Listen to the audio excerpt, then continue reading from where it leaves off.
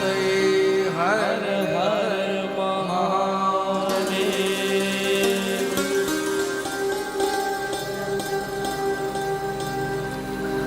परमाध्यक्ष स्वयं श्री यज्ञ नारायण भगवान अखिल भारतीय ही नहीं बल्कि संपूर्ण विश्व में जो विश्वात्म चेतना का संचार हो रहा है उसके मूल में विश्वात्म चेतना परिषद के संस्थापक महामंडलेश्वर परमहंस स्वामी सत्प्रज्ञानंद सरस्वती जी महाराज को मैं हृदय से साधुवाद दे रहा हूँ।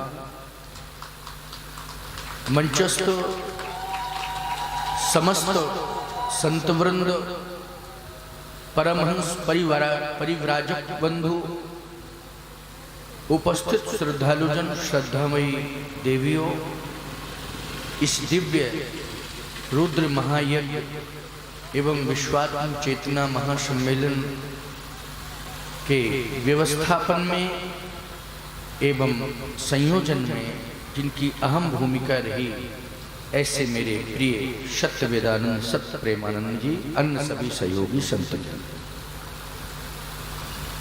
यज्ञ भगवान के पावन सन्निधि में हम सब आज सनातन संस्कृति का दिव्य स्वरूप देख रहे हैं, उसका दिव्य दर्शन कर रहे हैं, जहाँ एक साथ एक मंच पर सामूहिक रूप से संतों का दर्शन होता है, वहाँ सनातन का मूल स्वरूप प्रकट हो जाता है।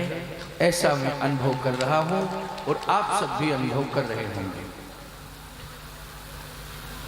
श्री राम कथा कहने के पूर्व श्री भगवान के दिव्य नाम संकीर्तन की परंपरा है, उसका निर्वहन करना चाहिए।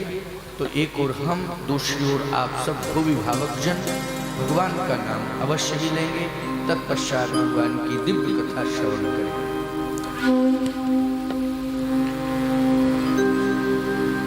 श्री राम जय राम जय जय राम, श्री राम जय राम जय जय राम, श्री राम जय राम जय जय राम, श्री राम जय राम जय जय राम,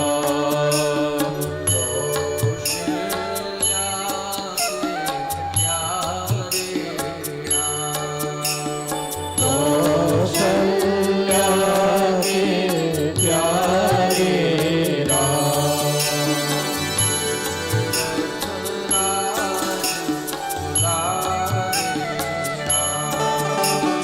दशरथ राज दुलारे राम,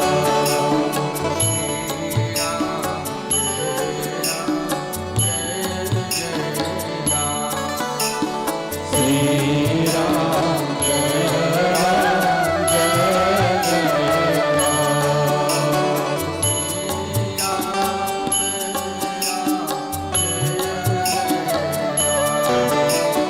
श्री राम जय राम जय जय राम,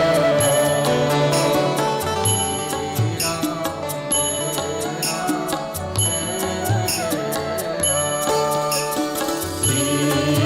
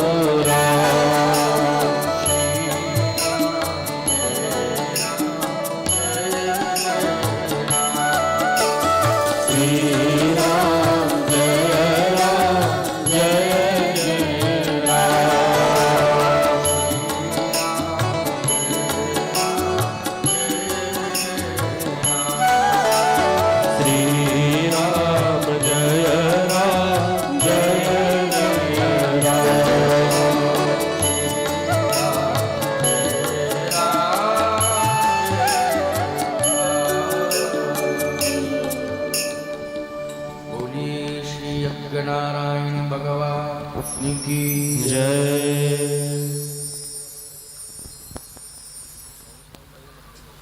श्री राम कथा,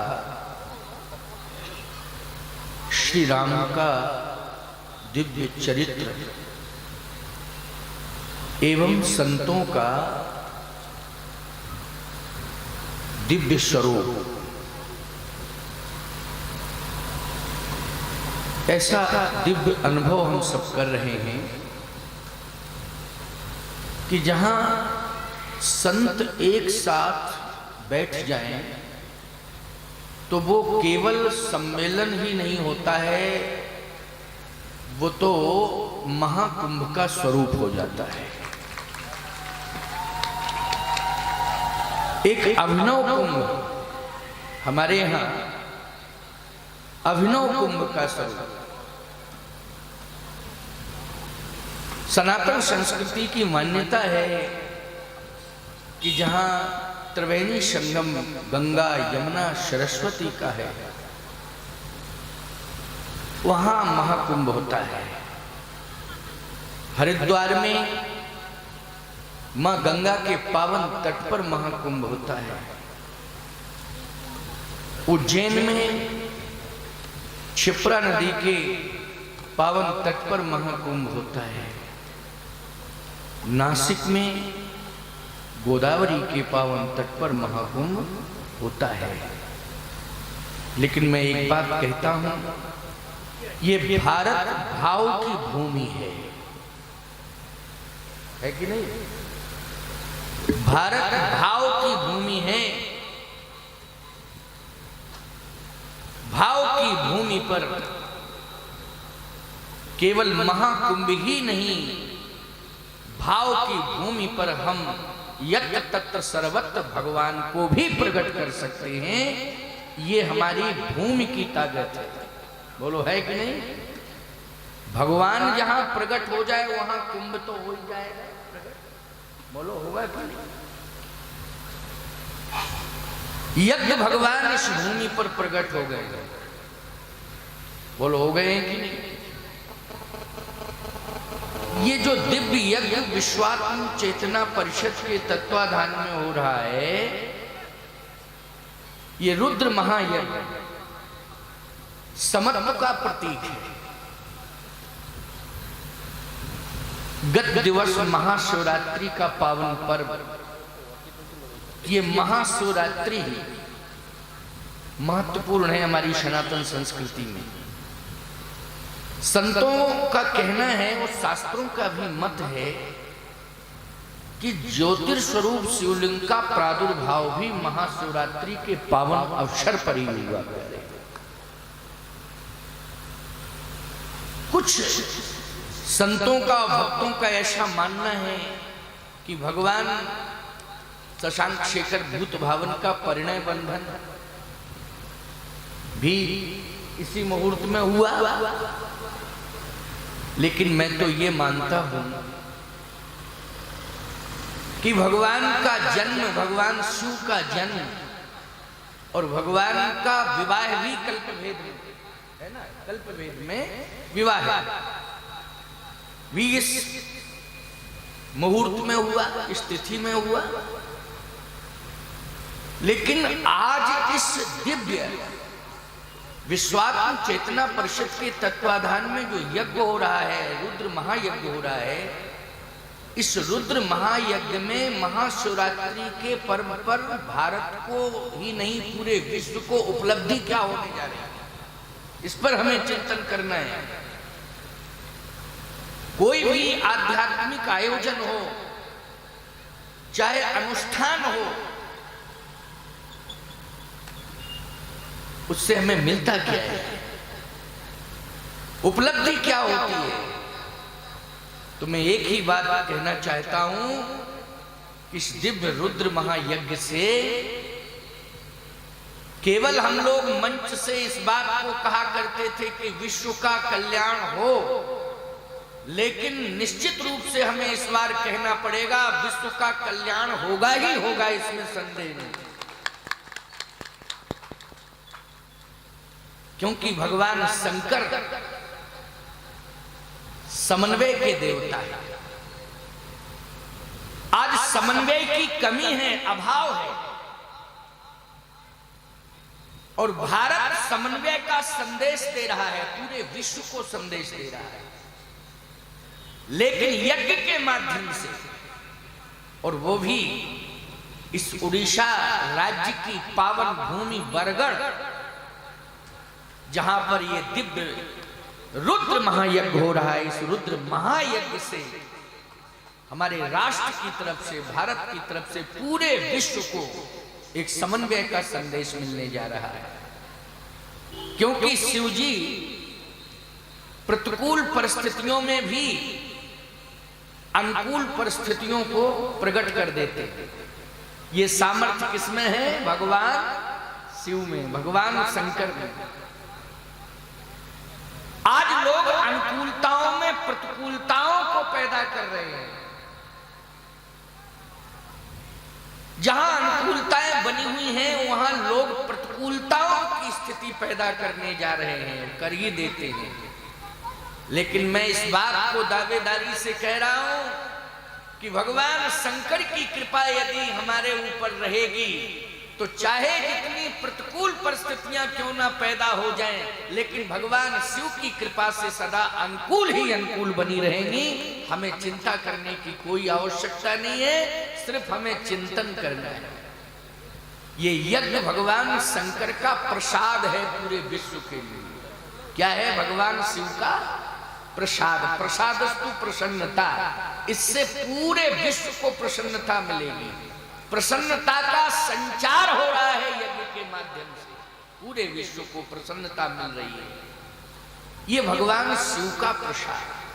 अच्छा, तो शिव जी के इस दिव्य महायज्ञ में राम कथा क्यों जोड़ी गई?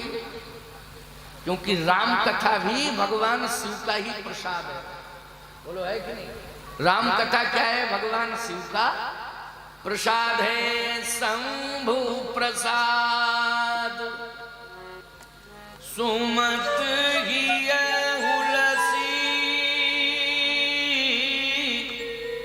और रामचरित मानस कवि तुलसी। शंभु प्रसाद, ये यज्ञ भी शंभु प्रसाद है और राम कथा भी शंभु प्रसाद है। और ये संत जितने बैठे हैं सब शंभु प्रसाद ही हैं, भगवान शिव के प्रसाद स्वरूप हैं। बोलो, है कि नहीं? ये भगवान शिव का प्रसाद है। और सुन लीजिए, सुमति ही हुलसी। सुमति सब में आवे, सुमति की आवश्यकता है। आज कुमति ही कुमति देखने को मिल रही है। कुमति का एक साम्राज्य स्थापित होता जा रहा है, लेकिन कुमति के साम्राज्य को नष्ट करने के लिए और उस दिव्य भारतीय भूखंड में सुमति का राज्य स्थापित करने के लिए ही ये दिव्य रुद्र महायज्ञ किया जा रहा है। इस रुद्र महायज्ञ की ये विशेषता है। आप कहोगे महाराज जी थोड़ा सा इसका विस्तार अगर हो जाए तो हमारी समझ में ठीक से आ जाए कि सुमति कहां देखने को मिल रही है राम कथा में और भगवान शिव के परिवार में। सुमति ही सुमति, प्रतिकूलताओं में अनुकूलता है। सबसे बड़ी समस्या उस समय आई भगवान शिव के जीवन में जब शिव जी के मस्तक पर गंगा जी बैठ गई। क्यों भाई गंगा जी बैठ गई? अब गंगा जी सिर के ऊपर अपरिमित जल और बहुत ही शीतल जल। चलो कोई बात नहीं है, हम लोग अपने मस्तक को भी तो शीतल बनाना चाहते हैं, तो ये समस्या कहाँ है? हमारा मस्तक अगर शीतल रहे तो ये तो समाधान है, ये समस्या नहीं है। लेकिन प्यारे, हमारे मस्तक पर शीतलता हो ये तो ठीक है, लेकिन शिव जी के यहां केवल शीतलता ही नहीं, मस्तक पर थोड़ा सा आप विचार करें तो सिर पर गंगा है और मस्तक पर तीसरा नेत्र है जिसमें अग्नि है। अब बताइए, जल ऊपर हो वो अग्नि नीचे हो, बोलो अग्नि का अस्तित्व समाप्त हो जाएगा कि नहीं हो जाएगा? क्योंकि जल ऊपर है, अग्नि नीचे है। जल के कारण अग्नि का अस्तित्व समाप्त हो जाएगा। अग्नि अगर ऊपर होती और जल नीचे होता, दोनों ही सुरक्षित। लेकिन अग्नि नीचे है और जल ऊपर है, अस्तित्व खतरे में है अग्नि का। एक प्रतिकूलता। दूसरी समस्या क्या है? भगवान शंकर के मस्तक पर चंद्रमा विराजित है। चंद्रमा में अमृत है, लेकिन कंठ में विष है। अब बताइए, जहां पर अमृत होगा वहां विष का अस्तित्व रहेगा? नहीं रहेगा। जहां जल होगा वहां अग्नि का अस्तित्व नहीं रहेगा। जहां अमृत होगा वहां विष का अस्तित्व नहीं रहेगा। तीसरी समस्या क्या है?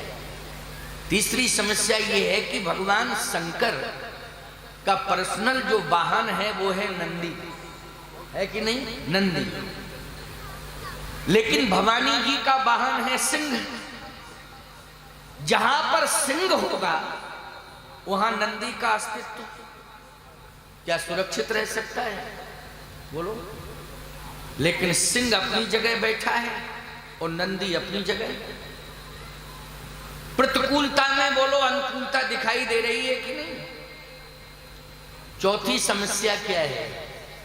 चौथी समस्या यह है कि भगवान शंकर के प्रिय पुत्र श्री गणाध्यक्ष भगवान गणेश जी, उनका प्रिय वाहन है चूहा और भगवान शंकर का प्रिय श्रृंगार सर्प है।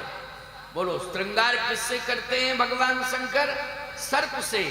जहां सर्प होगा वहां चूहे का अस्तित्व ही नहीं रह सकता है। लेकिन चूहा भी मस्ती में बैठा है और सर्प भी आनंद ले रहा है। ये चार समस्याएं दिखाई दे रही हैं, बड़ी समस्याएं हैं। भारत में भी चार समस्याएं दिखाई दे रही हैं, हिंदू, मुस्लिम, सिख, ईसाई। बोलो भाई, आज जगह जगह उथल पुथल मची हुई है भारत में, जबकि बहुत ही अच्छा समन्वय बनाने की कोशिश की जा रही है। भारत पूरे विश्व में आश्चर्य का केंद्र बना हुआ है। समस्याएं बड़ी से बड़ी जो भारत में थी, सनई सनई उनका समाधान होता जा रहा है।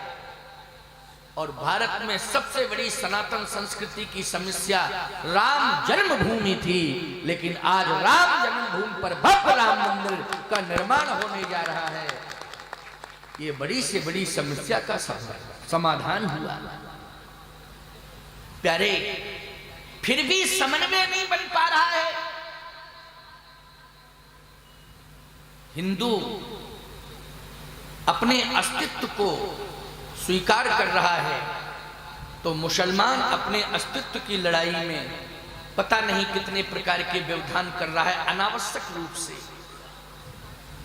और भी अन्य स्थितियां परिस्थितियां, ईसाई भी अपने अस्तित्व की लड़ाई के लिए संतुलन बिगाड़ रहा है, मुसलमान भी अपने अस्तित्व की लड़ाई के लिए संतुलन बिगाड़ रहा है, सिख भी अपने अस्तित्व की लड़ाई के लिए संतुलन बिगाड़ रहा है।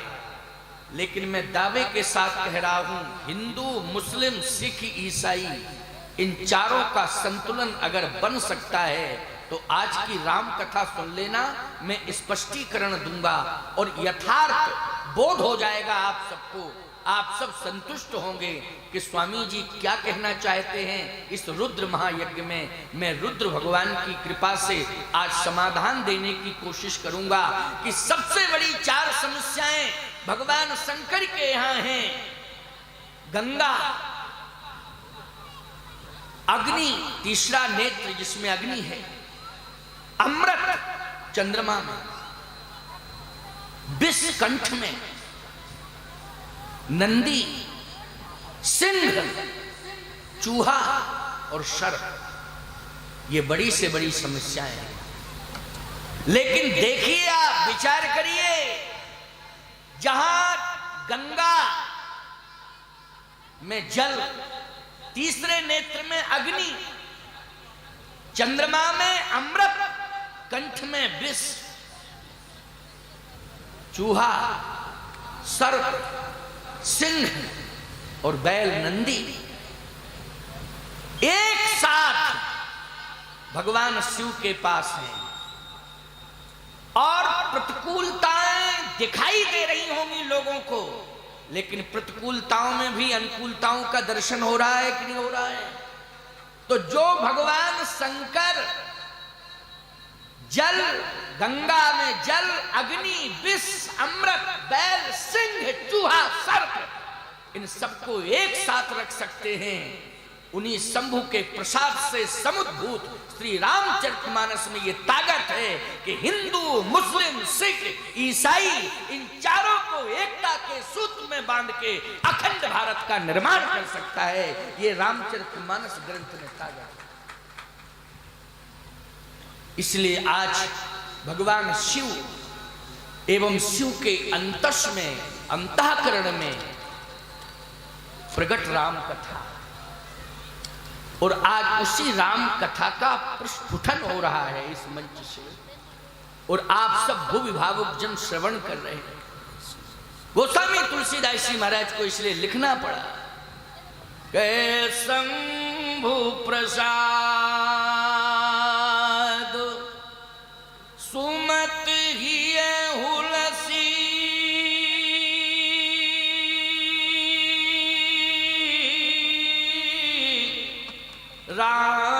रामचरित मानस कवि तुलसी, रामचरित मानस कवि तुलसी। महाशिवरात्रि का पावन अवसर भगवान नारायण ने इस सुंदर स्वर्णिम अवसर को लाने के लिए भगवान शिव से प्रार्थना की। मम बिनती अब सुनहु शिव, जो मोह पर निज नेह, तो जाहि विवाह शैल जहाँ, यह मोह मांगे देव। मम बिनती अब सुनहु शिव। बोलो, महाशिवरात्रि का पावन अवसर भारत के भूमि भावुक जनों को मिले और ये महामहोत्सव मनाने का सौभाग्य संपूर्ण विश्व के लोगों को मिले, इसके लिए भगवान नारायण ने भगवान शंकर से प्रार्थना की है, मम विनती अब सुनहु शिव, जो मोह पर निज नेह, तो जाहि विवाहों शैल जहाँ। इसका मतलब है कि शंकर जी विवाह नहीं चाहते थे पार्वती जी से। क्यों नहीं चाहते थे? क्योंकि सती जी के साथ विवाह हुआ और सती जी ने ऐसी विडंबनास्पद स्थिति पैदा कर दी कि भगवान शिव को मौन होना पड़ा और समाधिस्थ अवस्था में जाना पड़ा। जब व्यक्ति के परिवार में समस्या आती है तो ईमानदारी से बताओ, उस समय मौन रहना ही उचित है कि नहीं? कि बोलना उचित है? उस समय मौन रहना उचित है। दूसरी बात, आंख बंद कर लेना उचित है। आंख बंद कर लेना उचित है। और सत्य कहता हूं, अगर ऐसी घटना घट जाए जैसी सती जी ने यज्ञ में जाकर के घटना को अंजाम दिया, अगर ऐसी कंडीशन किसी के सामने आ जाए तो उस समय प्यारे मौन हो जाना चाहिए, आंख बंद कर लेना चाहिए। यही तुम्हारे जीवन की तपस्या मानी जाएगी, इसी से तुम्हें सफलता भी मिलेगी। क्योंकि समस्याएं जब बढ़ती हैं उस समय मुखर हो जाना समस्याओं को बढ़ाना, मौन होने में ही सार है। भगवान शिव मौन हो गए, आंख बंद कर ली, तपस्या करने लगे। ऐसी तपस्या दिव्य कि सती जी जब पार्वती जी के रूप में जन्म ली तो उन्होंने भगवान शिव का ही स्मरण किया। मृत्यु के समय भी भगवान शिव का स्मरण किया। जन्म जन्म शिव पद अनुरागा। और जिस समय तपस्या कर रही हैं पार्वती जी तो नारद जी पहुंचे।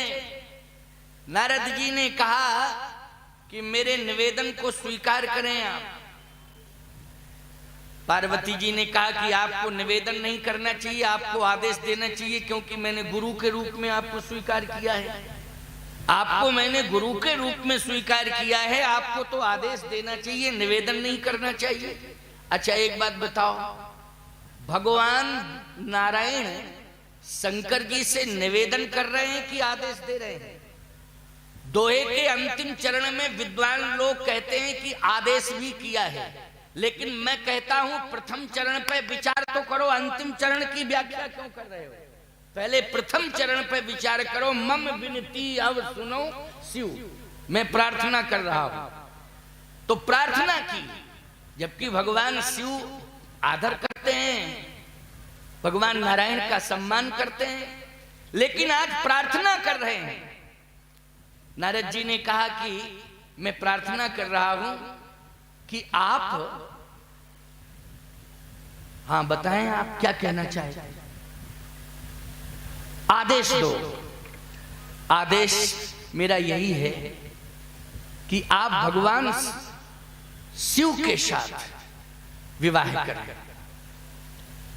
पार्वती जी ने कहा कि गुरुदेव, जो मैं चाहती थी वही आपने आदेश दिया। पार्वती जी चाहती क्या है? जन्म जन्म शिवपद अनुरागा के साथ साथ जन्म कोटि लग रगर हमारी, और बरों शंभुनत रहो कुमारी। हमारी प्रीति भगवान शिव के चरणार बिंदों में है। मैं विवाह करूंगी तो केवल भगवान शंकर के साथ करूंगी, और नहीं तो जिंदगी भर कुमारी रहूंगी। लेकिन समस्या एक है, क्या नारद जी भले ही चाह रहे हैं? क्योंकि नारद जी ने जो लक्षण बताए थे वो लक्षण भगवान शंकर में ही मिलते हैं। जितने भी लक्षण बताए थे वो सारे के सारे लक्षण किसमें पाए जाते हैं? भगवान शंकर में। पार्वती जी ने कहा कि मैंने प्रतिज्ञा की है और मैंने तपस्या भी की है, तो भगवान शिव का वर्ण करने के लिए। लेकिन शिव जी तैयार नहीं है कि मेरा विवाह हो। भगवान शंकर तैयार नहीं है कि मेरा विवाह हो। नारायण ने स्वयं जाकर के प्रार्थना की। अरे भगवान शंकर तैयार क्यों नहीं है? पार्वती जी क्या साधारण तपस्या कर रही हैं? पार्वती जी साधारण नहीं है, जगतोधारिणी है, मोक्षदायिनी है, भुवनेश्वरी है, आदि शक्ति है, पराम्बा है। इतने विशेषण हैं भगवती पार्वती में। ऐसी महामंडिता पार्वती जी को क्या है ये?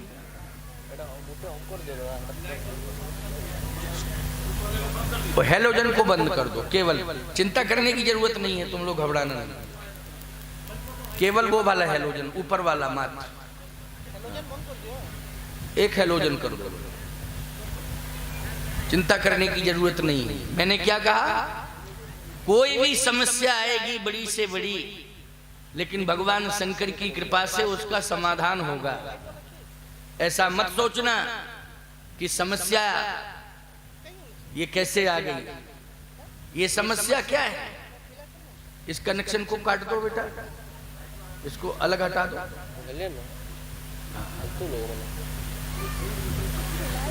हाँ, केवल एक ऊपर वाला जो हेलोजन है उसको अलग करो बस। हाँ, थोड़ा सा जल्दी करिए, उसमें शीघ्रता करिए। ये कौन है? इसका इलेक्ट्रिशियन है कोई? उसको बुलाइए ना, इलेक्ट्रिशियन को बुलाइए। हाँ ठीक है। तुम लोग ध्यानस्थ मुद्रा में सुनना, चिंता करने की जरूरत नहीं है।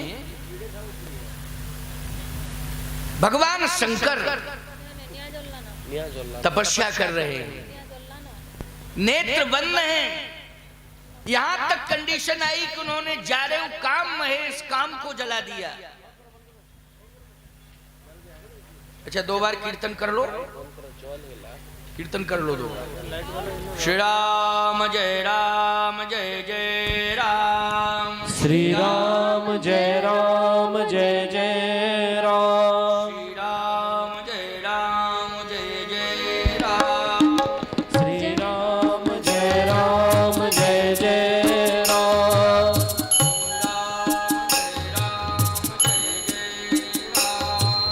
श्री राम जय जय राम, श्री राम जय जय राम,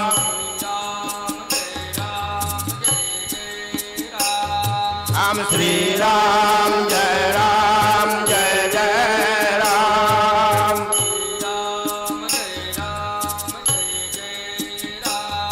हम श्री राम जय जय राम,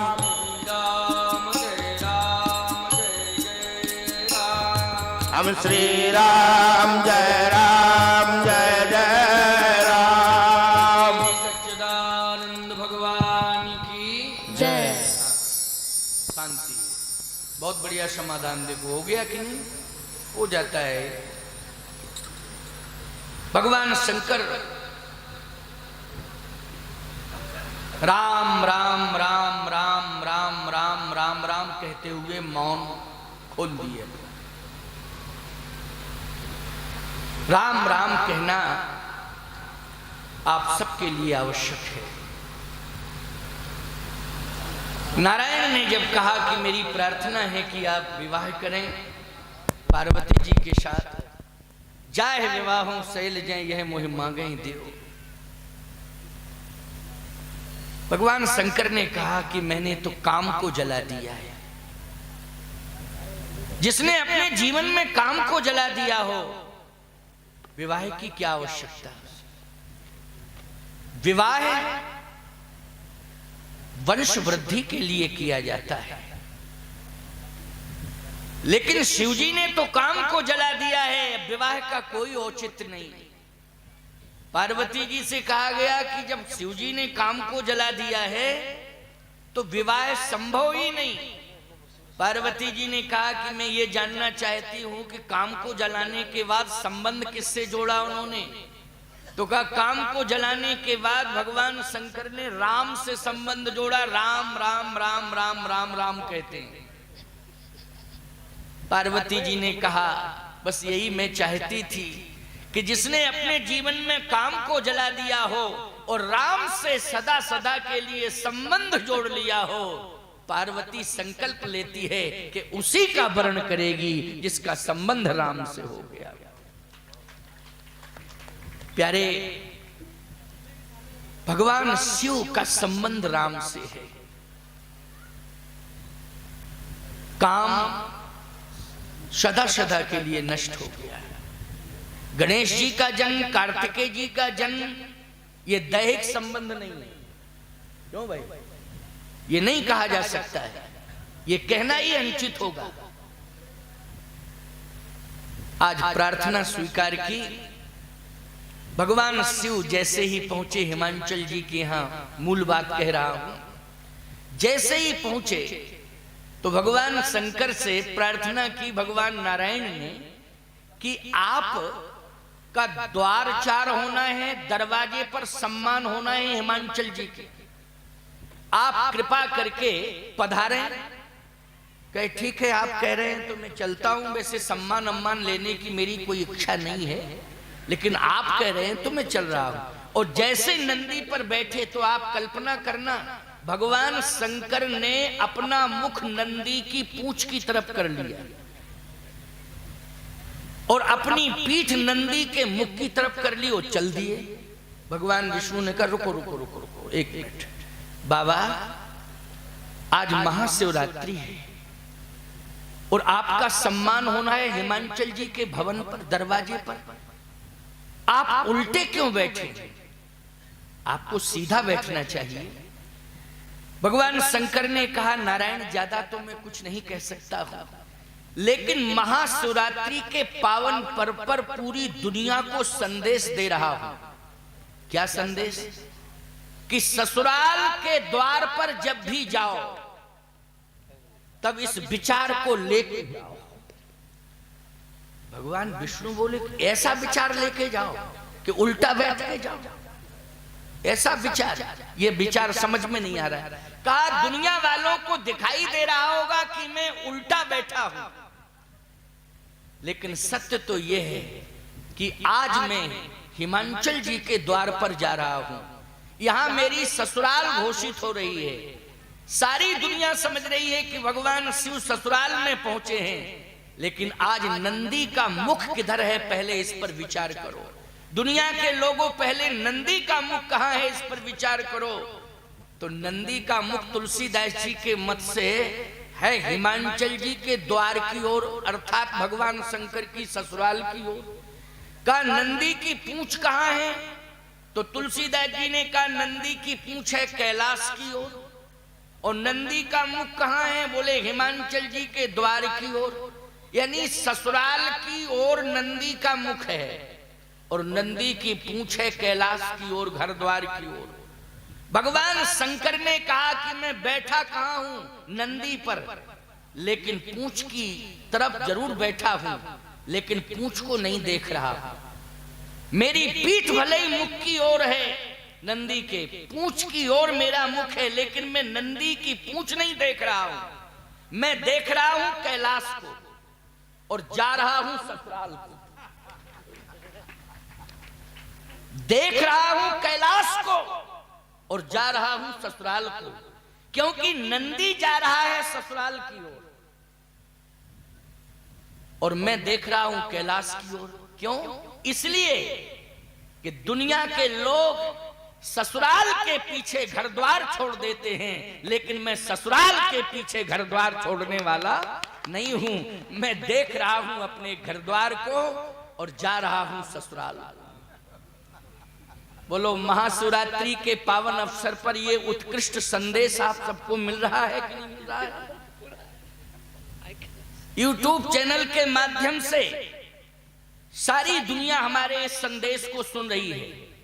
केवल बरगढ़ के निवासी ही नहीं, केवल उड़ीसा के निवासी ही नहीं, सारी दुनिया के लोग सुन रहे हैं। और ये सारा श्रेय जा रहा है स्वामी सतप्रज्ञानंद सरस्वती जी को कि इतना विशाल आयोजन बरगढ़ उड़ीसा में किया है। जहां जहां भी स्वामी जी के कार्यक्रम होते हैं वहां विशालता ही विशालता रहती, और केवल आयोजन में ही विशालता नहीं रहती है, इनके हृदय की उदारता में भी विशालता रहती है। ये विशेषता स्वामी सतप्रज्ञानंद सरस्वती जी की है। जैसे ही भगवान शिव पहुंचते हैं हिमांचल जी के द्वार पर, भगवान नारायण ने कहा कि इतना तो जरूर कर लेना कि द्वार पर जैसे ही पहुंचो तो आप सीधे बैठ जाना। समीप में जब पहुंचो द्वार पर तो बैठ ही जाना, भले ही दुनिया वालों ने देख लिया, सब आपने संदेश दे दिया। का देखता हूं वहां की कंडीशन क्या है, कंडीशन पर विचार करूंगा। आपने कहा है तो आपकी आज्ञा को मैं श्रोधार करता हूं, लेकिन मुझे पहुंचने तो दीजिए, वहां की कंडीशन क्या है। जैसे ही भगवान शिव पहुंचे, ये तो हेलोजन वेलोजन दुनिया का ये आविष्कार अभी का है। ईमानदारी से बताओ, त्रेता में जब महाशिवरात्रि के पावन अवसर पर शिव विवाह संपन्न हुआ होगा, उस समय ये हेलोजन थे? नहीं थे। आपने भी कहा नहीं थे हेलोजन। लेकिन मैं एक बात कहता हूं, इस हेलोजन में 60 दिखाई दिया। अभी 60 सर्किट हुआ कि नहीं हुआ? अभी अभी बंद करना पड़ा। लेकिन भगवान शिव के पास ऐसा हेलोजन है त्रेता में जिसमें 60 सर्किट होता ही नहीं कभी। आप कहो महाराज कौन सा हेलोजन है? भगवान शंकर के मस्तक पर मणिहारा सांप बैठा हुआ है, उसमें दिव्य मणि है।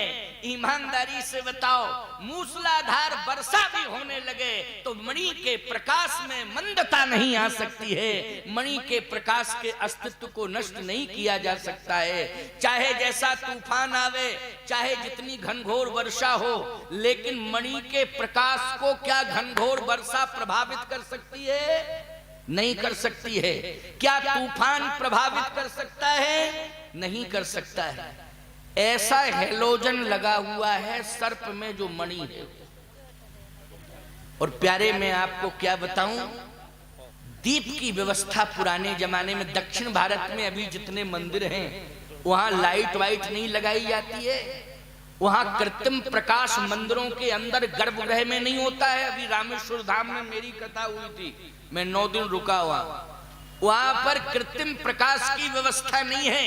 अनादिकालीन जो व्यवस्था प्रकाश की दी गई है, दीप के माध्यम से, वो दीप ही प्रज्वलित होते हैं, वो दीप ही प्रज्वलित होते हैं। मुझे ऐसा आभास हो रहा है कि भगवान शिव जब पहुंचे होंगे हिमाचल जी के द्वार पर, तो उस समय असंख्य दीप प्रकाश के लिए तैयार किए गए होंगे। क्यों किए गए होंगे कि नहीं? संख्या असंख्य दीप। महिलाएं कलश लिए होंगी और कलश में दीप प्रज्वलित होगा, प्रकाश ही प्रकाश वहां दिखाई दे रहा होगा। लेकिन प्यारे जैसे ही पहुंचे भगवान शंकर और मणिहारे सांप ने जैसे ही अपना फन उठाया, तो संपूर्ण महिलाएं सारी कलश फेंक के भाग गई। ये कंडीशन है। अच्छा बोलो, सर्प के सामने कौन रहेगा, कौन टिकेगा? बड़े बड़े कलश सब इधर उधर पड़े हैं, लेकिन प्रकाश अपनी जगह है। बोलो। अच्छा, मणि के प्रकाश के आगे दीपक का प्रकाश कितना महत्व रखेगा? सोचो जरा। मणि के प्रकाश के आगे दीपक का प्रकाश कितना महत्व रखेगा? वो मणिहारा सांप जिस समय चारों तरफ घूमा तो प्रकाश ही प्रकाश आ गया। लेकिन उस प्रकाश में जैसे भगवान शंकर का श्रृंगार देखा तो सांप ही सांप भागे। श्रृंगार में सांप ही सांप दिखाई दिए और कुछ दिखाई ही नहीं दिया। एक सांप हो तो व्यक्ति कंट्रोल करे और सांप ही सांप हो जाए। बताइए, कंट्रोल हो सकता है? नहीं हो सकता है। आपने भी स्वीकार कर लिया कि नहीं हो सकता है। भागे सब, कलश नीचे गिर गए, दीप बुझ गए। मैना जी सुंदर थाली में दिव्य चंदन, दिव्य सुंदर माला, गंगा जल कलश में, दीपक भी आरती के लिए, वो सब कुछ था। लेकिन आज मैना जी का भी संतुलन बिगड़ गया और वो भी थाली फेंक करके भाग गई। नारद जी ने कहा भगवान नारायण से कि स्थिति तनावपूर्ण है, क्योंकि वहां तो सब भाग गए शंकर जी को देख के, अब तो वहां कोई दिखाई ही नहीं दे रहा है। अपमान ही अपमान। महाशिवरात्रि के पर्व पर शिव जी का सम्मान होना चाहिए था, लेकिन अपमान ही अपमान नजर आ रहा है। आप जाकर के संभालिए और नियंत्रण कीजिए। भगवान विष्णु पहुंचे और कहा भोले बाबा, मैंने पहले ही कहा था कि थोड़ा सा संभल के जाइए, अपने गणों को भी संभालिए, लेकिन आपने विचार नहीं किया और मणिहारे सांप ने ऐसा संतुलन बिगाड़ा कि सब कलश फेंक करके महिलाएं भाग गईं। अपमान ही अपमान नजर आ रहा है। यहां तक संतुलन बिगड़ा कि आपकी सास भी थाली फेंक करके चल दी। भगवान शंकर ने कहा नारायण ऐसा नहीं है। ससुराल में जितना मेरा सम्मान हुआ है उतना संसार में ससुराल में किसी दामाद का सम्मान नहीं हुआ होगा। देखो, प्रतिकूलता में अनुकूलता, प्रतिकूलता में अनुकूलता।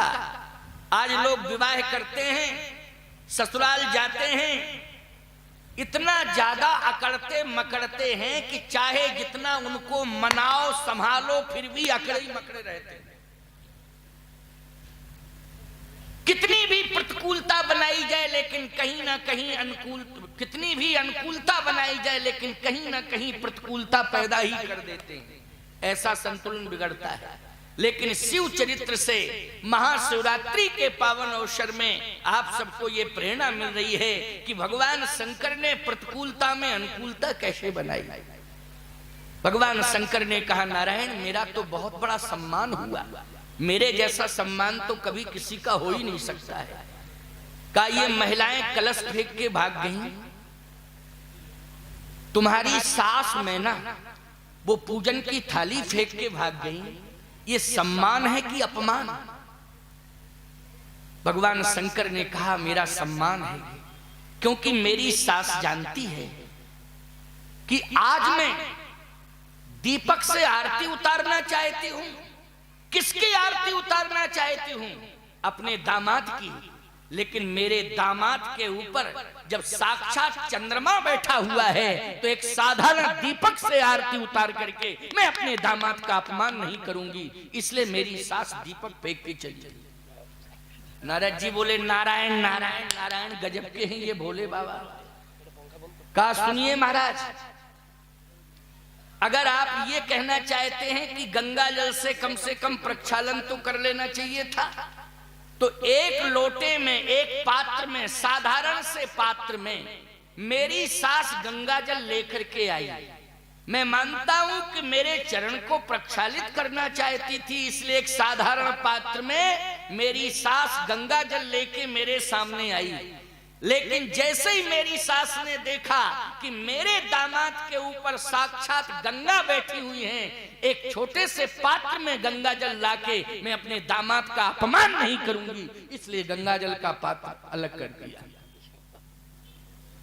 कहा तो कम से कम माला तो पहना ही लेती, माला पहनाने में क्या दिक्कत थी? भगवान शंकर ने कहा मेरी सास माला पहनाना चाहती थी, लेकिन मेरे गले में जब भुजंगों की माला पहले से पड़ी हुई है, तो ये फूलों की माला, ईमानदारी से बताओ सारी दुनिया फूलों की माला पहनती है, लेकिन भगवान शिव भुजंग की माला पहनते हैं। प्यारे बड़े बड़े भुजंग उनकी माला के रूप में पड़े हैं, बड़े बड़े सर्प उनके श्रृंगार बने हुए हैं। आपको मालूम है श्रृंगार सर्पों का है, सर्प काल का प्रतीक है। बोलो सर्प किसका प्रतीक है? काल का प्रतीक है। और भगवान शिव का श्रृंगार सर्पों का श्रृंगार है। मैं एक बात कहना चाहता हूं, दुनिया के लोग स्वर्ण आभूषणों से अपना श्रृंगार करते हैं, लेकिन फिर भी प्यारे चाहे जितने सज जाओ और चाहे जितने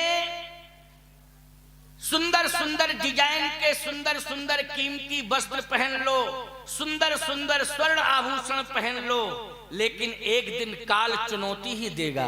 बोलो देगा काल चुनौती कि नहीं देगा? काल तुम्हारे स्वर्ण आभूषणों से प्रभावित नहीं होगा, काल तुम्हारे सुंदर वस्त्रों से प्रभावित नहीं होगा, काल तुम्हें एक दिन अपने प्रभाव में ले ही लेगा। लेकिन मैं कहना ये चाहता हूं, भगवान शंकर ये बताना चाहते हैं कि मैं तो काल का ही श्रृंगार किए हूं। और संसार में तुलसीदास जी महाराज कहते हैं कि भगवान शंकर काल के भी काल महाकाल हैं। जो महाकाल के चरणों में समर्पित रहेगा, काल उसका कुछ भी नहीं बिगाड़ सकता है, काल उसके सामने नहीं आ सकता है। और सही बात तो यह है कि काल अगर समयानुसार हावी भी होता है, आक्रमण भी करता है, तो इतना मैं दावेदारी के साथ कह रहा हूं, कान खोल करके सुन लेना, भगवान शिव के चरणों में जो प्रीति करेगा, काल एक दिन भले ही उसे प्रभावित कर दे, लेकिन वो महाकाल अपनी गोद में उसे लेगा और उसका कल्याण कर देगा। इसलिए महाकाल के चरणों में तुम्हारी प्रीति होनी चाहिए, सदा समर्पण होना चाहिए, काल से डरने की कोई आवश्यकता नहीं है। मैना जी ने कहा कि काल को गले में लपेटे हुए हैं, शरीर में लपेटे हुए हैं, सारी दुनिया काल से डरती है, लेकिन काल तो भगवान के शिव के रोम रोम में अनुशासित रूप से विराजमान है। क्यों भाई? अगर लपटा है तो अनुशासन है कि नहीं? बोलो लपटा है तो क्या है? अनुशासन है। काल यदि अनुशासित होता है संसार में, तो भगवान शिव के अस्तित्व पर अनुशासित होता है। इसलिए हमें भगवान शिव के अस्तित्व को स्वीकार करना चाहिए। आज चौथा स्वरूप दिखाई दे रहा है, क्या? कि भगवान शंकर पार्वती जी का वर्ण करते हैं, प्रतिकूलता में अनुकूलता बनाते हैं, और जैसे ही नंदी पर पार्वती जी को बिठा के लाए कैलाश पर्वत, और कैलाश पर्वत के उस उच्च शिखर पर भगवती पार्वती जब बैठी हुई हैं तो भगवान शंकर ने कहा, पार्वती तुम्हारा श्रेष्ठ स्थान मेरे वाम भाग में है, ये आसन पड़ी है, यहां के बैठो। वाम भाग आसन हर दीना, वाम भाग में बैठो। पार्वती जी ने कहा कि वाम भाग में बैठने की मैं अधिकारिणी हूं, लेकिन आज मैं वाम भाग में नहीं बैठूंगी। शंकर जी ने कहा, क्यों नहीं बैठोगी, क्या नाराज हो? नाराज हो? नहीं, मैं आपसे कभी नाराज हो ही नहीं सकती। तो फिर क्यों नहीं बैठना चाहती हो? पार्वती जी ने कहा, इसलिए नहीं क्योंकि आज मैं आपके श्री चरणारविंद में बैठना चाहती हूँ। अरे तो चरण में बैठ जाना, लेकिन उच्च आसन तुमको मिल रहा है तो पहले इसे स्वीकार करो।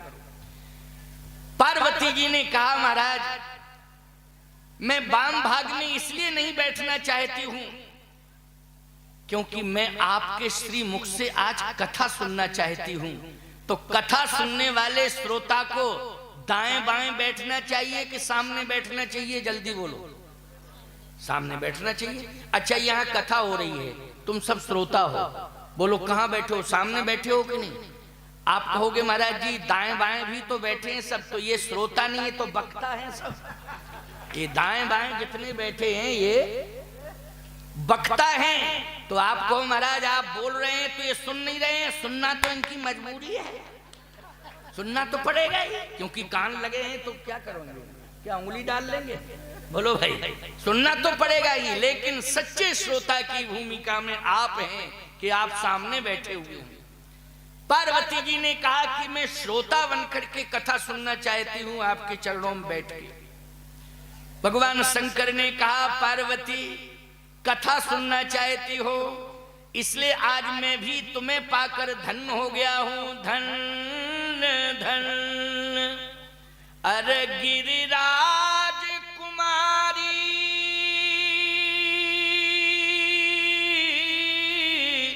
ओ तुम समान नहीं को उपकारी। पूछे रघुपति कथा प्रसंगा, सकल लोक जग पावनी गंगा। इसका मतलब है भगवान शंकर ने अपने मुख से ये कहा कि राम कथा गंगा है। बोलो कहा कि नहीं कहा?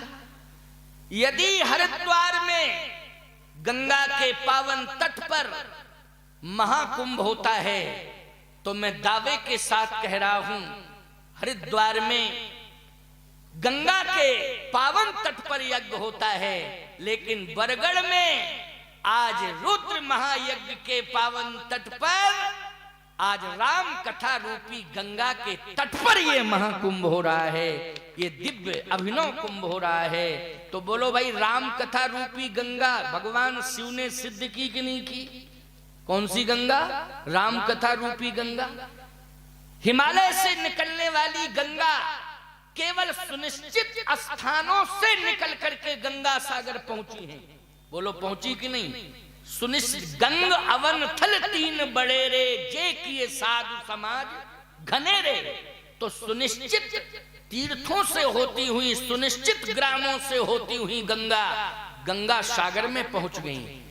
लेकिन भगवान शंकर कहते हैं राम कथा रूपी गंगा केवल सुनिश्चित तीर्थों में नहीं, सुनिश्चित ग्रामों में नहीं, राम कथा रूपी गंगा तो घर घर में प्रवाहित होगी। जहां रामचरितमानस होगा वहां राम कथा गंगा प्रवाहित रहेगी। जन जन के हृदय में राम कथा रूपी गंगा प्रवाहित रहेगी।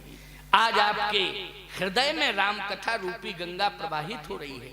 आप कहोगे महाराज तो हरिद्वार में, लेकिन प्रयाग में कुंभ होता है। हाँ होता है। तो यहां राम कथा रूपी गंगा तो प्रकट हो गई, लेकिन आप ये सिद्ध करो कि यमुना जी कहां? तो अभी आपने अभी चर्चा की थी, क्या नाम है नदी का? जीरा नदी, जमुना बोलते हैं। जीरा नदी के तट पर हो रहा है ना, ये जमुना का स्वरूप है। इसमें ये जमुना नदी के तट पर हो रहा है कि नहीं हो रहा है? लेकिन यदि आप भौगोलिक दृष्टि से आप रिकॉर्ड में इसको जीरा नदी कहते हैं। लेकिन आध्यात्मिक रिकॉर्ड में मैं इस बात को बता देना चाहता हूं कि जैसे राम कथा रूपी गंगा आज इस बरगढ़ के परिसर में प्रकट हो गई है, वैसे ही कर्म रूपी यमुना भी यहाँ प्रकट हो गई हैं। क्योंकि जितनी भी रचना दिखाई दे रही है ये कर्म रूपी यमुना का ही प्रतीक है। बोलो किसका प्रतीक है? कर्म रूपी यमुना। आप कहोगे क्या कर्म को यमुना माना गया? राम कथा को गंगा तो माना गया, लेकिन कर्म को क्या राम कथा में यमुना माना है? तभी तो मैं कह रहा हूं, जबरदस्ती थोड़ी मनवा रहा हूं, माना है। बोले विधि निषेध में कलिमल हरणी,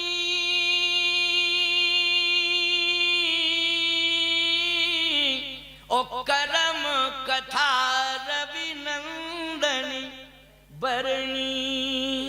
बोलो भाई कर्म कथा, ये जो कर्म दिखाई दे रहा है यज्ञ में, ये रचना दिखाई दे रही है, ये कर्म रूपी यमुना का ही स्वरूप है। बोलो है कि नहीं? तो आप कहोगे महाराज कर्म रूपी यमुना का स्वरूप ये है रचना, राम कथा का प्रवाह गंगा है, लेकिन सरस्वती जी भी तो है प्रयागराज में। तो सरस्वती कहाँ है? यहां सरस्वती दिखाई ही नहीं दे रही है। अरे भैया प्रयागराज में तो सरस्वती लुप्त है, लेकिन आज इन संत विद्वानों की वाणी से जो दिव्य धारा प्रवाहित हो रही है वो सरस्वती जी की ही धारा है प्यारे, जो आज प्रत्यक्ष रूप से आप सबको दिखाई दे रही है। किसकी धारा है ये? ज्ञान की धारा जो निकल रही है, ये सरस्वती जी की धारा है। आप कहोगे महाराज कुंभ में संत पहुंचते हैं, यहां क्या पहुंचे नहीं है संत? ये जितने सब मंच पर बैठे इनको क्या मान रहे हो ये बताओ? नेता? ये सब संत ही है। बोलो है कि नहीं? ये ना विधानसभा के मेंबर हैं ना लोकसभा के मेंबर हैं, ये धर्म सभा के मेंबर बैठे हुए हैं। ये जितने भी बैठे हैं, बोलो धर्म सभा के सदस्य बैठेगी नहीं? ये कौन सी सभा है जल्दी बोलो? धर्म सभा। और कुंभ में संत बोलो धर्म सभा के मंच पर ही बैठते हैं कि नहीं बैठते हैं? और ये मंच धर्म सभा का है कि नहीं? और संत बैठे हैं। आप कहोगे महाराज वहां जगत गुरु पहुंचते हैं, तो यहां कौन आए? हमको क्या मान रहे हो? बोलो भाई पहले ये बताओ, हमको मान क्या रहे हो? मानना पड़ेगा कि नहीं? हम एक विशेष संप्रदाय के जगत गुरु हैं, रामानंद संप्रदाय के जगत गुरु हैं, तो मानना पड़ेगा कि नहीं मानना पड़ेगा? अब कमी क्या रह गई ये बताओ, कमी क्या रह गई? अचल प्रयाग उत्तर प्रदेश में है, सचल प्रयाग बरगढ़ उड़ीसा की भूमि पर है। चलता फिरता प्रयाग मुद मंगल में संत समाजू, जो जग जंगम तीरथ राजू। अब बोलो कुंभ का स्वरूप है कि नहीं? और सुन लीजिए, भगवती पार्वती जी से जब भगवान शंकर ने कहा कि पूछो रघुपति कथा प्रसंगा और सकल लोग जग पावनी गंगा, तुमने राम कथा रूपी गंगा को प्रकट कर दिया है। मैं इतना प्रसन्न हूं कि तुम्हें धन्यवाद दे रहा हूं, तुम्हारे पिता को धन्यवाद दे रहा हूं। धन्य धन्य गिरिराज कुमारी, तुम समान नहीं को उपकारी। लेकिन समस्या एक है पार्वती, क्या समस्या यह है कि कथा पूछी तुमने, लेकिन कथाएं बहुत हैं। तो पहले ये तो बताओ कि हम कौन सी कथा तुम्हें सुनाएं। भाई जिज्ञासु श्रोता ये कहे कि हमें कथा सुननी है, तो बोलने वाला वक्ता ये कहे कि कथा किसकी सुनावे। पहले ये बताओ कथा कौन सी सुनावे, चरित्र किसका बोले। पहले ये तो बताओ कि हम कथा शुरू कहां से करें और कौन सा चरित्र सुनावे जिससे तुम प्रसन्न हो जाओ। भगवती पार्वती जी ने कहा महाराज पहले तो मेरा निवेदन यही है कि जो आपके हृदय में कथा है वही सुनाइए, जो आपके हृदय में। तो शंकर जी बोले हमारे हृदय में तो राम कथा है। कौन सी कथा है? राम कथा है, तो हमें राम ही कथा सुननी है। लेकिन ये तो बताओ, राम की कथा तो सुननी है, लेकिन कौन से राम की कथा सुननी है? पार्वती जी ने कहा, आपने ठीक ही पूछा। राम दो हैं, दो राम, एक निर्गुण राम, एक सगुण राम। निर्गुण राम कौन है? भगवान शंकर ने कहा, बिन पग चले सुने बिन काना। क्यों भाई? ये निर्गुण है। बिन पग चले सुने बिन काना, कर बिन करम करे विधि नाना। आनन रहित सकल रस भोगी, बिन बानी बकता बड़ जोगी। तन बिन परस नयन बिन देखा, ओ लहई घाण बिनु बास असेसा। अस सब भांति अलौकिक करनी, महिमा जासु जाय नहीं बरनी। जेयू गावहि वेद बुध, ओ जाह धरे मुनि ध्यान। सोई दशरथ सुत भगत हित, कौशलपति भगवान। कहा निर्गुण ब्रह्म जो बिन पग चले सुने बिन काना, लेकिन वही ब्रह्म सगुण बन करके सोई दशरथ सुत भगत हित, दशरथ का सुत बन गया। जब सुत बना तो सगुण हो गया। पार्वती जी ने कहा, महाराज दशरथ जी का सुत वो बना, वैसे तो आप क्या मानते हैं उस ब्रह्म को? कहा, वो तो मेरा स्वामी है। राम को शंकर जी क्या मानते हैं? स्वामी मानते हैं। कहा, वो स्वामी है। तो दशरथ का सुत कैसे बना? सुत तो सेवक होता है। अच्छा सही बताओ, सुत तुम्हें प्राप्त हुआ है, जिस दिन सुत प्राप्त हुआ है उसी दिन तुमने ये संकल्प ले लिया कि आज हमें पूरा विश्वास हो गया कि मेरी सेवा होगी। कौन करेगा सेवा? मेरी संतान मेरी सेवा करेगी। तो वो दशरथ क्या अज्ञानी थे जो ब्रह्म को सुत के रूप में चाह रहे? क्या उनके अंदर ज्ञान नहीं है? भगवान शंकर ने कहा, पार्वती उनसे बड़ा ज्ञानी तो कोई दुनिया में नहीं है। अवधपुरी रघुकुल मणि राऊ, और वेद विदित तहि दशरथ नाम। धर्म धुरंधर गुण निधि ज्ञानी। देखो, गुण निधि मानी ज्ञान के समुद्र। क्यों भैया, क्या हो गए? खजाना, भंडार है नहीं? निधि खजाना, ज्ञान के खजाना। इतने बड़े ज्ञान के खजाना हैं प्यारे, ज्ञान के समुद्र हैं कि आज समुद्र में कितना जल है, उस जल को मापने का शायद कोई मापदंड तैयार हो जाए, लेकिन महाराज श्री दशरथ के जीवन में जो ज्ञान का समुद्र है, उस ज्ञान के समुद्र को मापने का कोई मापदंड कभी तैयार नहीं किया जा सकता है। ऐसे ज्ञान के समुद्र हैं, ऐसे ज्ञान के खजाना हैं।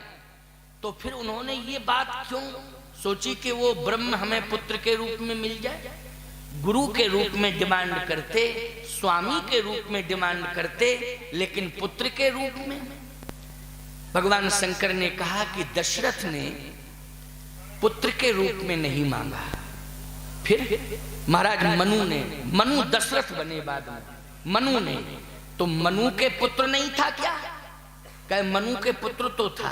तो पुत्र के अभाव में पुत्र भगवान से मांगा जाता है, चाहे भगवान को पुत्र बना लो या भगवान से पुत्र मांग लो या भगवान ही पुत्र बन जाए, लेकिन पुत्र जब है तो पुत्र के रूप में क्यों मांगा मनु ने?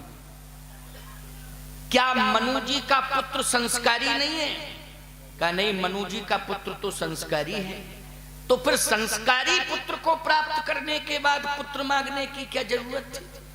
भगवान शंकर ने कहा एक ऐसी कंडीशन है कि महाराज मनु तपस्या जब कर रहे थे तो तपस्या करते करते करते करते अस्थि मात्र हो गए उस शरीर, बिल्कुल अस्थि पंजर रह गया, हड्डी हड्डी दिखाई देने लगी। तो हुआ क्या आगे बोले, जब अस्थि पंजर शरीर हो गया तो ब्रह्मवाणी सुनाई दी, और ब्रह्मवाणी में शब्द क्या थे, मांग मांग बर भई नववाणी, मांगो मांगो मांगो। तो मनु जी ने कहा कि वाणी सुनाई दे रही है, देने वाला सामने आ नहीं रहा है। लेकिन पार्वती उस वाणी का चमत्कार ये था कि वाणी जैसे ही मनु जी ने सुनी तो मृतक जियावन गिरा सुहाई, श्रवण रंध्र होए उर जब आई, तो हिष्ट पुष्ट तन भय सुहाई। वाणी से ही शरीर में परिवर्तन आया, हिष्ट पुष्ट हो गया केवल वाणी, अभी देने वाला सामने नहीं आया, केवल वाणी से शरीर तंदुरुस्त हो गया। अच्छा एक बात बताओ, माता पिता पुत्र से संपत्ति चाहते हैं क्या? नहीं, माता पिता तो संपत्ति देते हैं, बोलो देते हैं कि नहीं देते हैं, लेकिन चाहते क्या है बुढ़ापे में? 56 प्रकार के व्यंजन पचा नहीं पाएंगे वो। संपत्ति, अरे संपत्ति की क्या जरूरत है? पुत्र ही सबसे बड़ी संपत्ति है, संतान ही सबसे बड़ी संपत्ति है। क्या जरूरत है बुढ़ापे में संपत्ति की? फिर चाहते क्या है? 56 प्रकार के व्यंजन खिला करके माता पिता की तंदुरुस्ती बुढ़ापे में नहीं बढ़ाई जा सकती है। अनंत खजाना दे करके, संपत्ति दे करके माता पिता की तंदुरुस्ती नहीं बढ़ाई जा सकती है। संतान के द्वारा सुंदर शब्द व्यंजन यदि परोसने लग जाएं आप, संतान के द्वारा सुंदर शब्द व्यंजन यदि पाने को मिल जाए बुढ़ापे में माँ बाप के, तो मैं विश्वास के साथ कह रहा हूं कि माँ बाप की तंदुरुस्ती बढ़ जाएगी। बोलो बढ़ जाएगी कि नहीं बढ़ जाएगी? सुंदर प्रेम के शब्द व्यंजन परोसो, और जैसे ही सुंदर शब्द व्यंजन परोसोगे, प्रेम युक्त शब्द व्यंजन परोसोगे, तो मैं विश्वास के साथ कह रहा हूं कि माँ बाप की तंदुरुस्ती बढ़ जाएगी, माँ बाप प्रसन्न हो जाएंगे।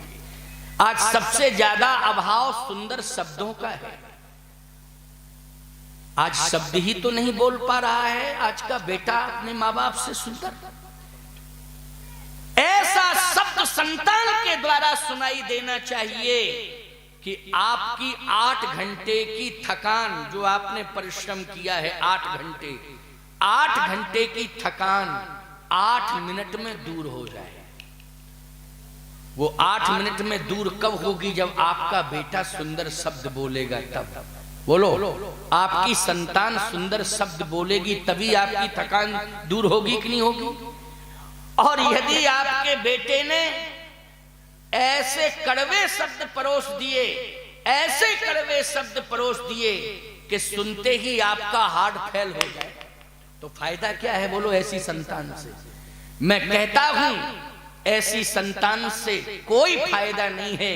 फिर तो संतान की कामना मत करना, यज्ञ भगवान से केवल भगवान की कामना करना कि प्रभु आप मिल जाओ, हमें और कुछ नहीं चाहिए। महाराज मनु जब अस्थि पंजर शरीर हो गया तो ब्रह्मनाद हुआ। उस ब्रह्मनाद से हिष्ट पुष्ट तन भये सुहाए, मानो अवै भवन्ते, आए जैसे अभी भवन्ते चले आ रहे हो।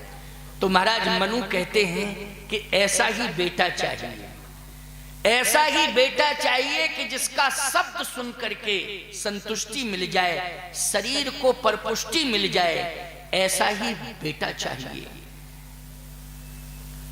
ऐ ब्रह्मवाणी,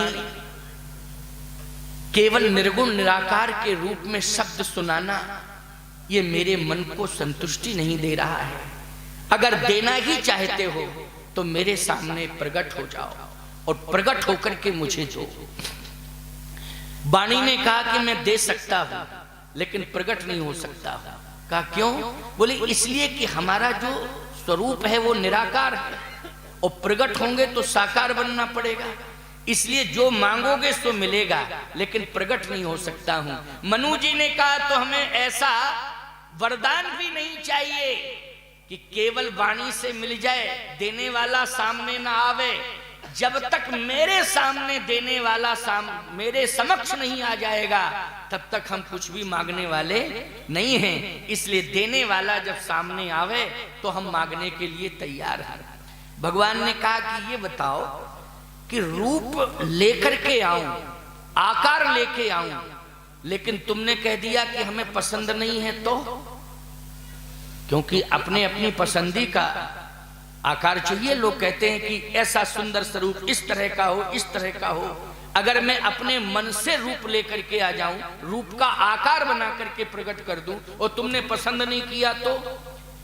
महाराज मनु कहते हैं कि मैं निवेदन कर रहा हूं, क्या कि आप ऐसा रूप लेके आए, ऐसा रूप का आकार लेके आए। कैसा? कै जो स्वरूप बस शिव मन माही, जो भगवान शिव के मन मानस में स्वरूप है, वो स्वरूप। जो स्वरूप बस अरे शिव मन माही, और जहीं कारण मुनि जतन कराही। जो भुसुंडी मन मानस हंसा, अगुण सगुण जहि निगम प्रशंसा, देखई हम स्वरूप भरि लोचन। जो भगवान शिव के मन मानस में, जो भुसुंड जी को अति प्रिय है। अच्छा बोलो भाई, काग भुसुंड जी महाराज सबसे ज्यादा समय कहां देते हैं संसार में? बोले अयोध्या में देते हैं। अयोध्या में क्यों देते हैं?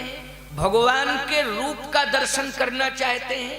अच्छा सही बताओ, सगुण साकार रूप सबसे पहले भगवान का, राम का कहां प्रकट हुआ? कहां प्रकट हुआ? अयोध्या में हुआ। हुआ कि नहीं हुआ? काग भुसुंड जी ज्यादा समय देते हैं अयोध्या में। अयोध्या में ही उनका जन्म हुआ, वहीं रहना चाहते हैं।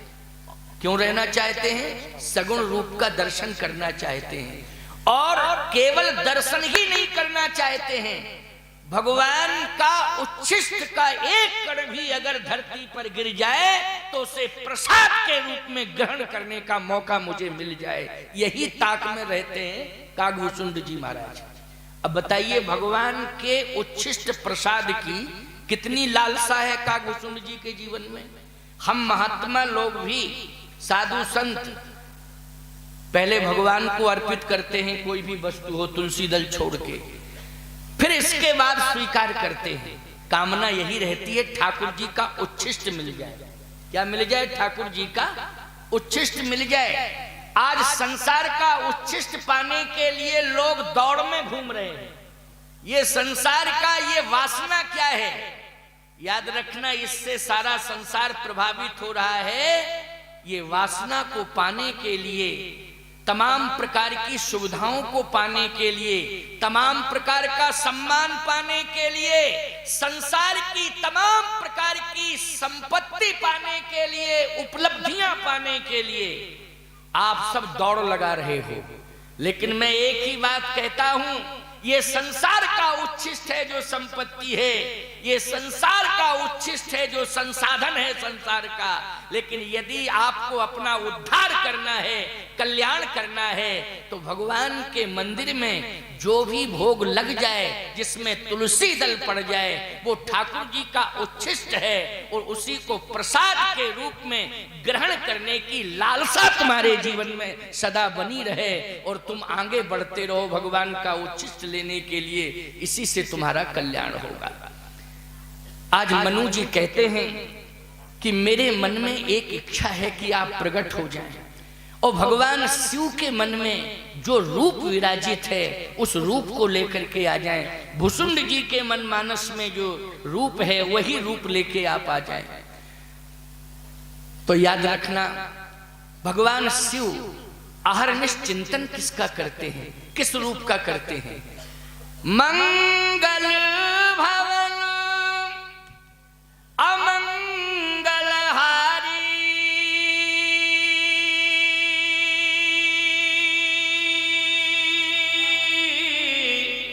ओ उमा सहित जहीं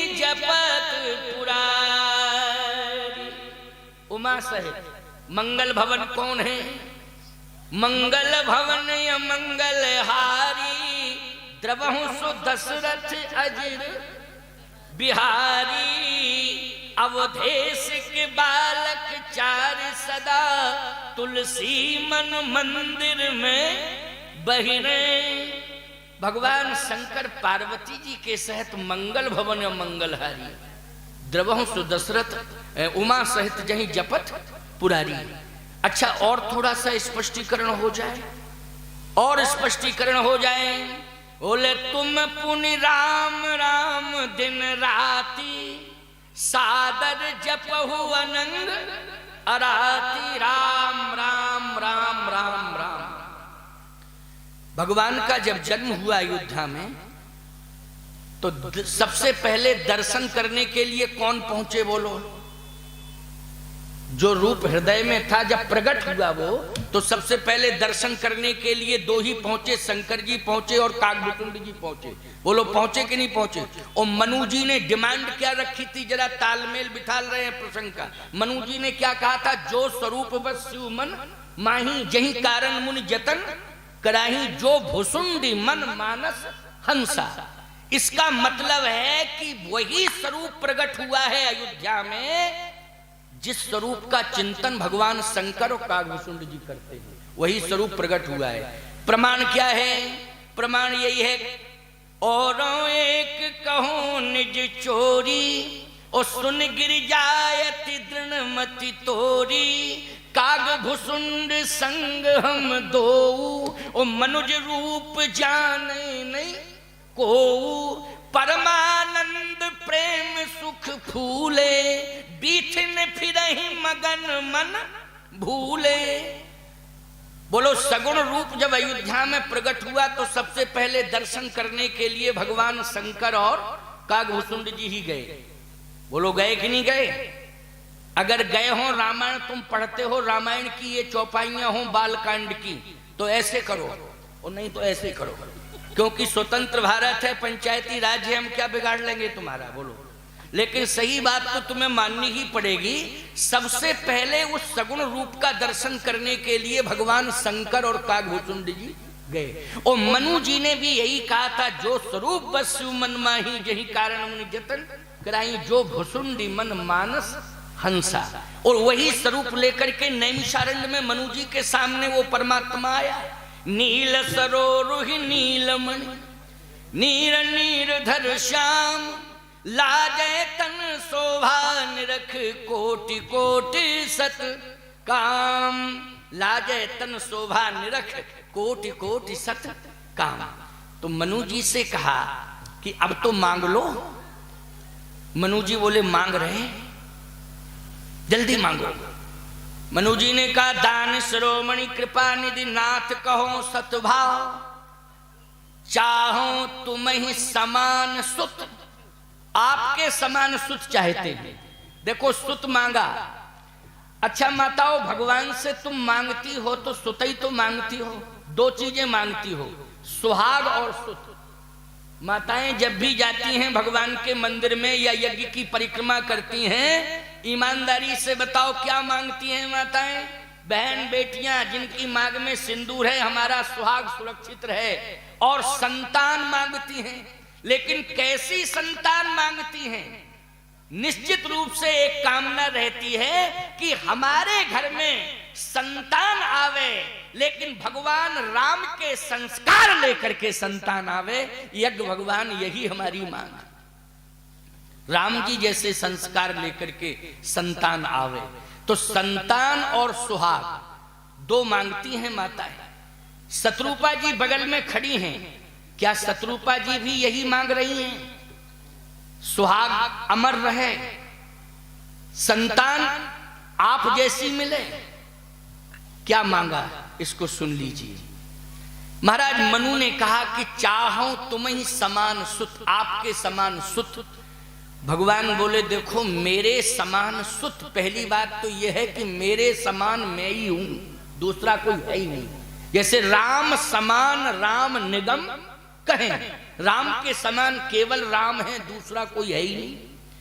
तो जब मेरे समान कोई दूसरा नहीं है, मैं ही हूं, तो फिर अब मैं कैसे कह दूं कि मेरे समान कोई है, हम भेज रहे हैं।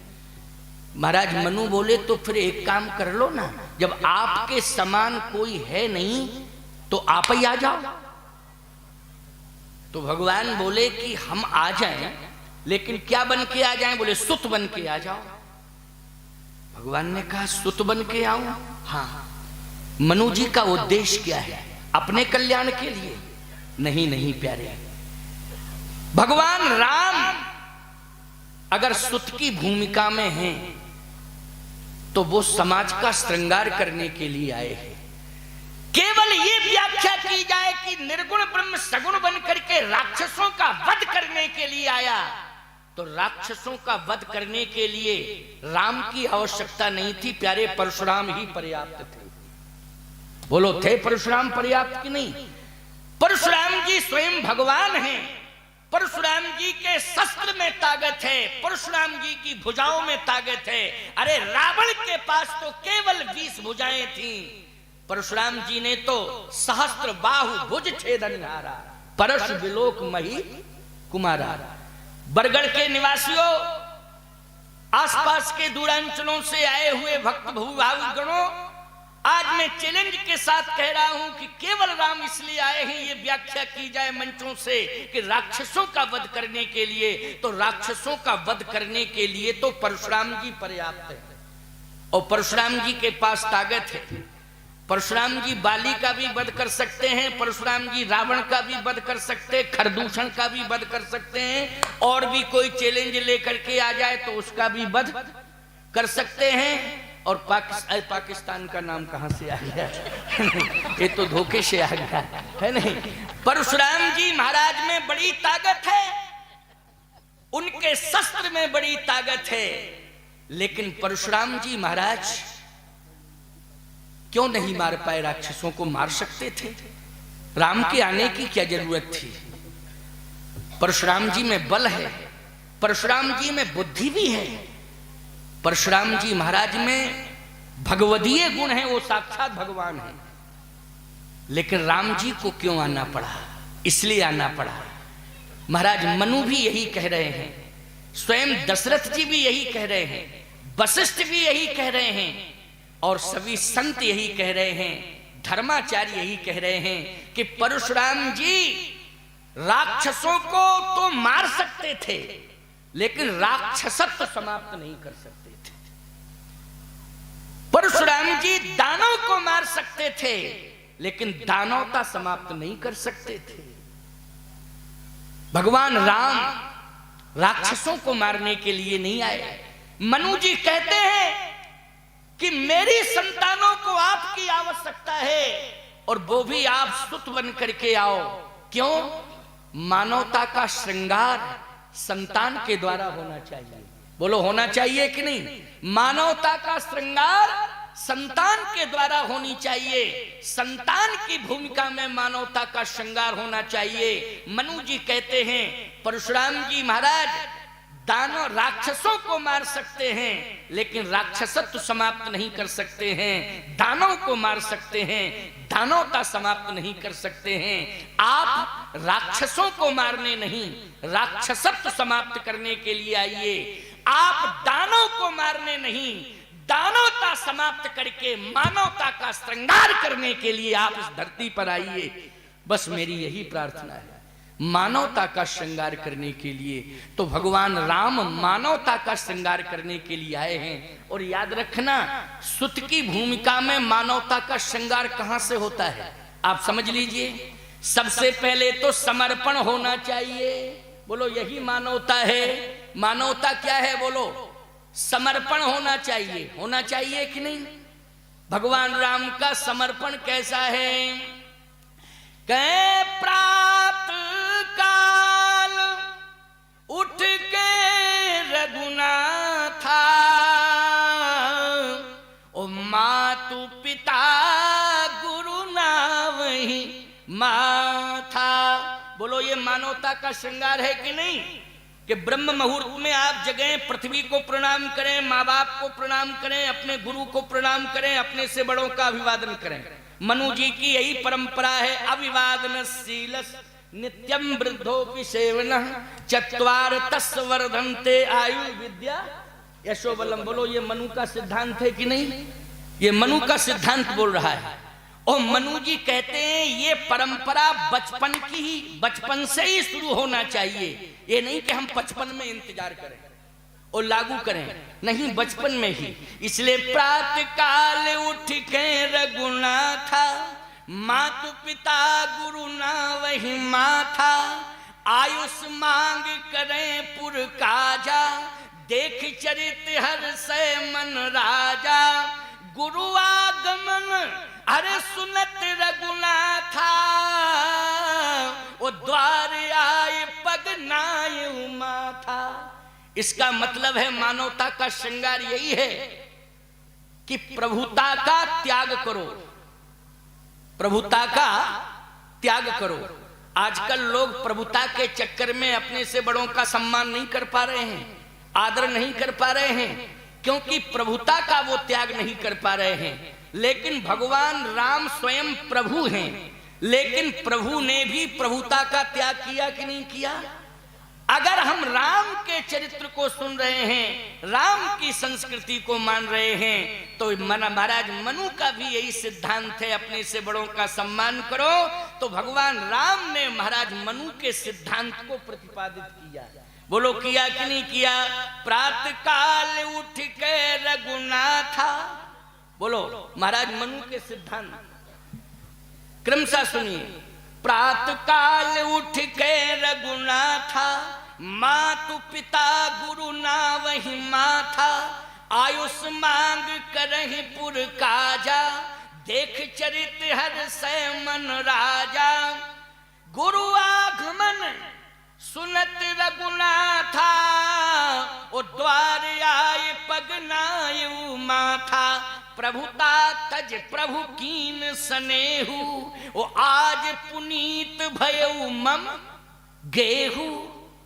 भगवान दौड़ के गए और गुरुदेव के चरणों में साष्टांग प्रणिपात किए। अच्छा बोलो भाई, स्वामी बनकर के साष्टांग प्रणिपात कर सकते थे क्या? शिष्य बनकर के साष्टांग प्रणिपात किया। बोलो किया कि नहीं किया? और यदि भगवान बनकर के ही पैदा होते स्वामी बनके, तो क्या वशिष्ठ जी महाराज स्वीकार करते? कोई संत स्वीकार करता? और केवल वशिष्ठ जी महाराज ही नहीं, और सुन लीजिए, अमर नाग किन्नर दिशिपाला चित्रकूट आए तही काला राम प्रणाम कीन सब काहू। बोलो मानवता का श्रृंगार किया कि नहीं किया? क्या भगवान बनकर के ईश्वर के रूप में प्रकट हो जाते डायरेक्ट शंख चक्र गदा पद्म लेके चतुर्भुजी रूप में, तो क्या स्वीकार करते वशिष्ठ जी महाराज इस विधा को? क्या ऋषि मुनि महात्मा स्वीकार करते? नहीं करते। राम प्रणाम कीन सब काहू आवत देख मुदित मुनि वृंदा कीन दंडवत रघुकुल चंदा। साष्टांग दंडवत प्रणाम कर रहे हैं भगवान राम ऋषि मुनि महात्माओं को। बोलो ये मानवता का श्रृंगार कर रहे हैं, तुम्हें प्रेरणा दे रहे हैं कि नहीं दे रहे हैं कि संत आ जाएं तो कैसे प्रणाम करना चाहिए? कीन दंडवत रघुकुल चंदा। बोलो परशुराम जी ने क्या इस परंपरा को जन्म दिया? नहीं दिया ना। परशुराम जी ने इस परंपरा को जन्म नहीं दिया है, भगवान राम ने इस परंपरा को जन्म दिया है, क्योंकि महाराज मनु की संस्कृति को भगवान ने कायम किया है। अविवादनशील नित्यम वृद्धोपसेवना चत्वार तस् वर्धन्ते आयु विद्या यशो बलम। भगवान सबसे आशीर्वाद ले रहे हैं, सबसे भगवान आशीर्वाद ले रहे हैं। प्यारे, आप सबके जीवन में भी यही परंपरा रहे कि हम सब आशीर्वाद की कामना करें। किसकी कामना करें?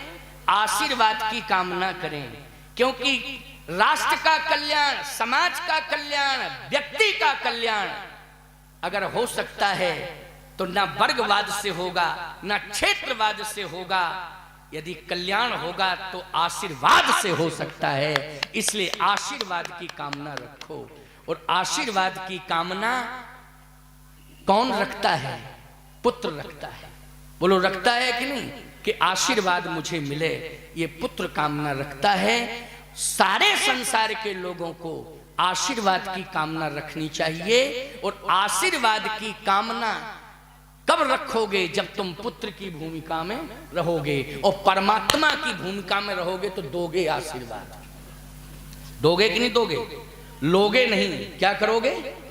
दोगे आशीर्वाद। और पुत्र की भूमिका में रहोगे तो आशीर्वाद लोगे। और आशीर्वाद लोगे तो आयु, विद्या, यशो, बलम, बोलो 4 चीजें बढ़ेंगी कि नहीं बढ़ेंगी?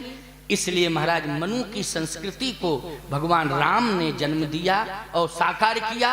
और भगवान राम ने महाराज मनु को वचन दिया कि मैं पुत्र बन के आऊंगा, लेकिन थोड़ा इंतजार करना, तुम दशरथ बनना और शत्रुपा जी कौशल्या बनेंगी तो हम पुत्र बन करके जन्म लेंगे। कहाँ? अयोध्या में।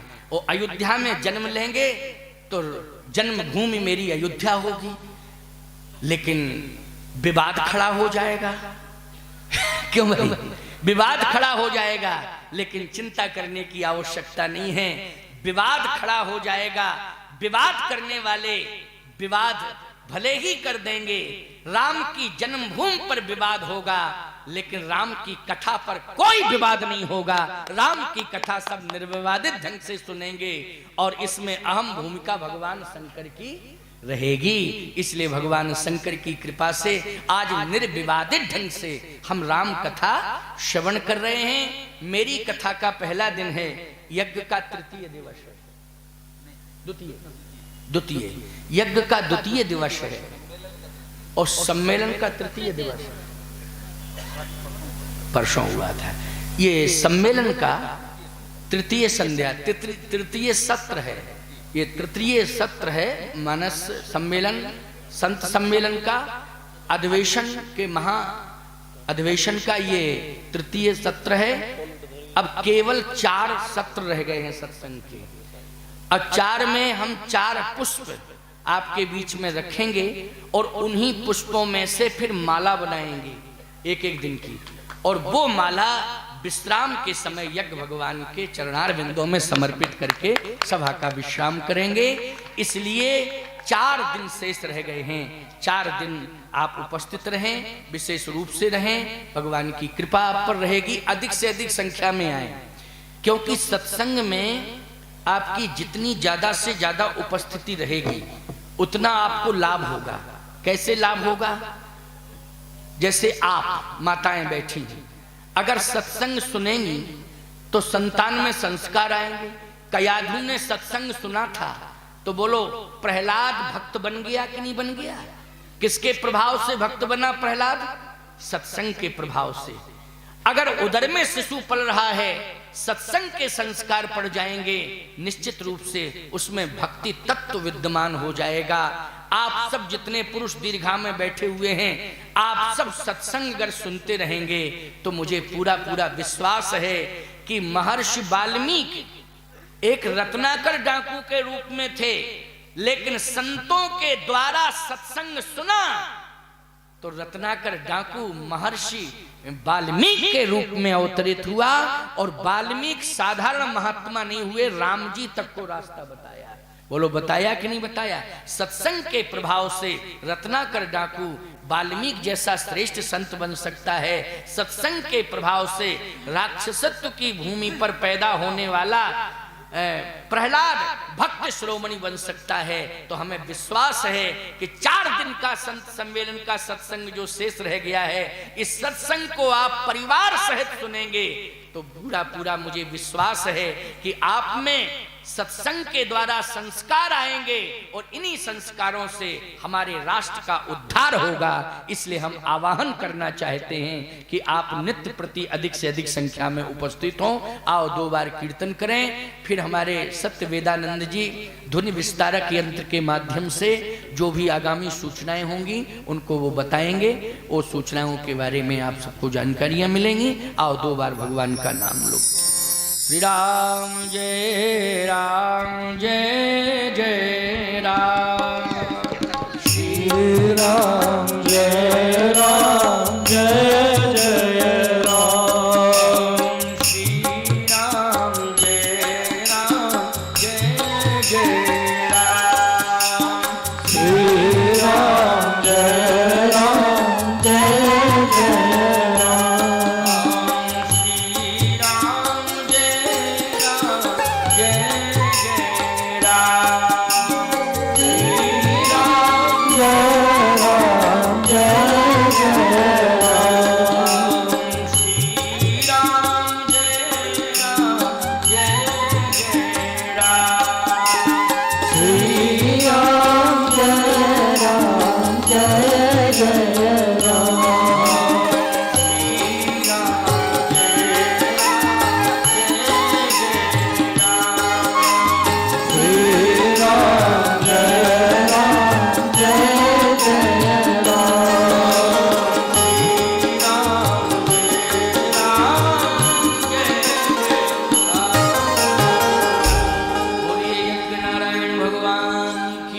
जय सच्चिदानंद भगवान की जय संत भगवान की जय